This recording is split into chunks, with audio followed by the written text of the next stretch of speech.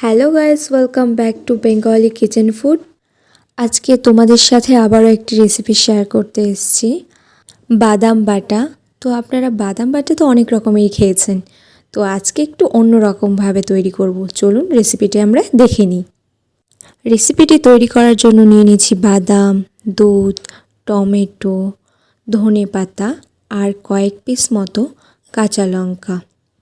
আজকের এই উপকরণ এই সামান্য এইটুকুই। রেসিপিটি তৈরি করার জন্য আমি বসিয়ে নিয়েছি কড়াই। এরপর দিয়ে দিচ্ছি বাদামগুলোকে নেড়ে ছেড়ে ফ্রাই করে নেব। এখানে আমরা কাঁচা বাদাম ব্যবহার করেছি, আপনারা চাইলে ভাজা বাদামও ব্যবহার করতে পারেন, তাতে আপনাদের আরও বেশি সুবিধা হবে। দেখুন ভাজা করতে করতে বাদামগুলো হয়ে গেছে, তো আমি চেক করে নিলাম। এবারে বাদামগুলোকে আমরা নামিয়ে নেব। একটা প্লেটের মধ্যে বাদামগুলোকে আমরা নামিয়ে নিয়েছি।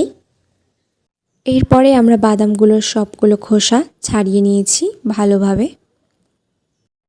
আমি কড়াইয়ের মধ্যে শুকনো লঙ্কাগুলো দেওয়ার পরে সামান্য একটু তেল দিয়ে লঙ্কাগুলোকে ভাজা করে নিচ্ছি, নেড়ে চেড়ে বারবার। দেখুন লঙ্কাগুলো ভাজা হয়ে গেছে, তো লঙ্কাগুলোকে এবার আমরা নামিয়ে রাখছি।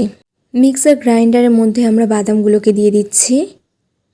সবগুলো বাদামগুলোই দেওয়া হয়ে গেছে। এরপর এর সাথে দিয়ে দেব ভাজা করা লঙ্কাগুলোকে। দেখুন লঙ্কা আর বাদামটা দুটোই একসাথে পেস্ট হয়ে গেছে। এরপর প্যানের মধ্যে দিয়ে দিচ্ছি দুধ, এর সাথে দিয়ে দিচ্ছি টমেটো কুচি।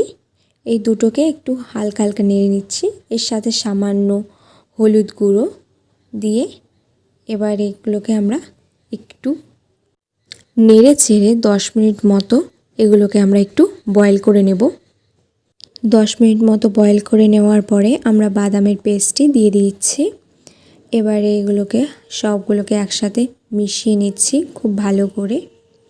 আর আজকের এই রেসিপিটি আপনারা গরম ভাতের সাথে ট্রাই করতে পারেন। গরম ভাতের সাথে কিন্তু খেতে খুবই ভালো লাগে। আপনাদের যদি আজকের রেসিপিটি ভালো লেগে থাকে তাহলে অবশ্যই লাইক করবেন এবং কমেন্টেও জানাবেন আপনাদের কাছে এই রেসিপিটি কেমন লেগেছে। এরপরে দিয়ে দিচ্ছি 1 চামচ মতো পিঙ্ক সল্ট আর 1 চামচ মতো সর্ষের তেল আর সামান্য ধনেপাতা কুচি। এগুলোকে দিয়ে ভালো করে মিক্স করে নিই।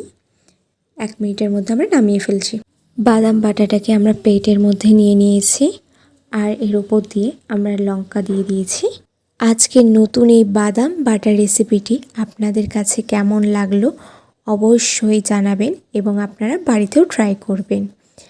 আপনারা সবাই সুস্থ থাকবেন, ভালো থাকবেন। দেখা হবে পরের কোনো ভিডিওতে।